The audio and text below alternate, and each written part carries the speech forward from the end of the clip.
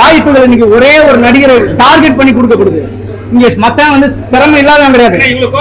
ஐயா இருங்களா, அப்படிலாம் கிடையாது, அதெல்லாம் தேவையில்லையா? மத்த டைரக்டருக்கு தெரியாதுங்களா? 26 வருஷம் வெற்றிமாறன் அசிஸ்டன்ட் டைரக்டர் அந்த காலத்துல நான் வேலை பார்த்துட்டு இருக்கேன். பாலச்சந்திர சார்ட்ட நீ ஒரு சிறந்த நடிகன்னு சொல்லி நான் பேர் வாங்கியிருக்கேன். அப்படிப்பட்ட இயக்குநர்கிட்ட வேலை பார்த்து தான் நாங்க வந்திருக்கோம். இங்க வேற யாருக்கு வாய்ப்பு கொடுக்க முடியாதா?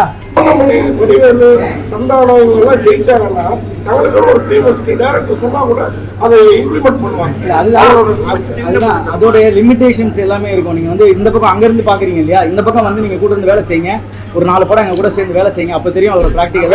இல்ல நான் எதுக்கு சொல்ல வரேன்னா, நான் என்னதான் இது பதில் சொன்னாலும் என்னுடைய டைரக்டர் நான் அவமதிக்கிற மாதிரி இருக்கும், என்னோட ப்ரொடியூசரை நான் அவமதிக்கிற மாதிரி இருக்கும். அந்த டீம் ஆஸ்பெக்ட்ல நீங்க பார்க்கும்போது அந்த சிச்சுவேஷனை ஹேண்டில் பண்றதுதான். எனக்கு டைரக்டர் எந்த லிமிடேஷன் கொடுக்குறாரோ அதை தான் நான் ஒர்க் பண்ண முடியும். இல்ல சார் நான் சொல்லுறேன் என்ன சொல்றேன் ஐயா, அந்த ஆசையில சொல்றதே நான் புரியுது. ஒவ்வொரு லிமிடேஷன் அதுதான். ஒரு படத்துல நம்ம ஃபுல்லா காமெடி பண்றதுக்கான ஸ்பேஸ் இருக்கும்.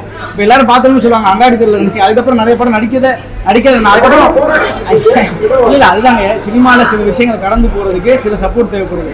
அது பினான்சியலாவும் இருக்கு, பெர்ஃபார்ம்டாவும் இருக்கு. ஸோ பெர்ஃபார்மோட லிமிடேஷனை நம்ம கடந்து போகவே முடியாது. அது அவங்க ஒரு ரெஸ்ட்ரிக்ஷன் வச்சிருப்பாங்க. இந்த ஷாட் இது ஓகேன்னா நம்ம தாண்டி சார் ஒரு ஒன்று போடலாம், இல்லை சார் டைம் இல்லை, பட்ஜெட் இன்னைக்கு சாயந்தரத்துக்குள்ள இதை பிளான் பண்ணதை முடிக்கணும்னு ஒன்று வரும். ஸோ என்ன லிமிட்? இப்போ பிரியா ஒரு படம், இப்போ சந்தானம்லாம் இருக்காது, அவர் எப்படின்னா பிஃபோராகவே அந்த ஸ்கிரிப்டை வாங்கி வச்சு அவங்க ஒரு டீம் வச்சு ஒர்க் பண்ணுவாங்க. அதுக்கு ஒரு பட்ஜெட் இருக்கும். இப்போ காமெடின்ற ஒரு ஆர்டிஸ்ட் இருக்காங்கன்னா அதுக்கு ஒரு பட்ஜெட் தனியாக ஒதுக்கிடுவாங்க. அந்த காசை வச்சு அவங்க தனியாக ஒரு டீம் வச்சு வேலை பார்க்கலாம். இது எல்லாருக்குமே நடக்கும். அந்த பொசிஷன் போறதுக்கு தான் எல்லாருமே ஸ்ட்ரகிள் ஆகும். பட்ஜெட் கிரியேட்டிவிட்டி சம்பந்தம் இல்லைன்னு சொல்லாதீங்க, கிரியேட்டிவிட்டிக்கு சம்பந்தம் இருக்கு. எல்லாருமே அது தப்பா புரிஞ்சுக்காதீங்க. பட்ஜெட்டை வச்சுதான் எல்லாமே கிரியேட்டிவிட்டி. பெரிய பில்டப்ல தான் வந்து நீங்க படம் பண்ண முடியாது.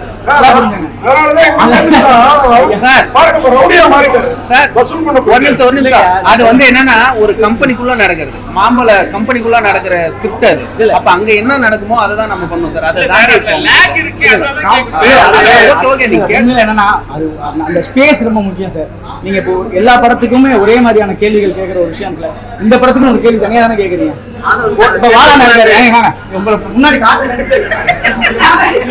இவர்தான் மோகன்லால் சார் வரைக்கும் எல்லாத்தையும் பிடிச்சி வாங்குறாரு. நான் கேக்குறேன் என்னன்னா, எல்லா படத்துக்கும் ஒரே மாதிரியான கேள்வி கேட்கறது இல்லை. ஒவ்வொரு படத்தையும் பார்த்து ஒவ்வொரு கருத்தை தானே பதிவு பண்றீங்க. உங்களுக்கு அதே சூழ்நிலை தானே இருக்கு. அப்ப அதே மாதிரிதான் எங்களுக்கும் எந்த ஸ்பேஸ் கிடைக்குதோ அந்த ஸ்பேஸ்ல தான் ஒர்க் பண்ண முடியும். ஆஸ் ஆர்டிஸ்டா எனக்கு சம்பளம் கொடுத்த லிமிட்ல அவர் 10 ரூபா கொடுத்தாரா, நான் ஒரு 50 ரூபாய்க்கு வேலை செஞ்சு வந்திருக்கேன்னு நினைச்சுக்கணும். அவ்வளவுதான். எனக்கு ஃபர்ஸ்ட் நான் ஆடியன்ஸை சாட்டிஸ்ஃபைட் பண்றேனோ இல்லையோ, எனக்கு சம்பளம் கொடுத்த முதலாளியே நான் சாட்டிஸ்ஃபை பண்ணணும். அதுதான் ஒரு டெக்னீஷியனோட கடமை. அப்புறம் தான் ஆடியன்ஸ்.